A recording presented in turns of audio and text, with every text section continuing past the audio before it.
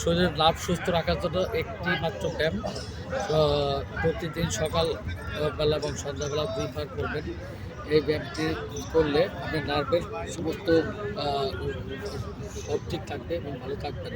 তো আমরা এই করতে যাচ্ছি 1 2 3 4 5 6 7 8 9 10 11 12 13 14 15 16 17 18 19 20 21 22 23 24 25 26 27 28 29 30 আমার মাথায় রাখি, বন্ধ করবেন না, মাথায় রাখি, শ্বাস নিতে দম সাধারণত মাথায় রাখি, আর দুটো মাথায় রাখি। এবার দম দিকে তারপর উপর দিকে উঠাই, আর দুটো ঘোরালি উপর দিকে থাকবে এবং পাতা থাকবে দিকে।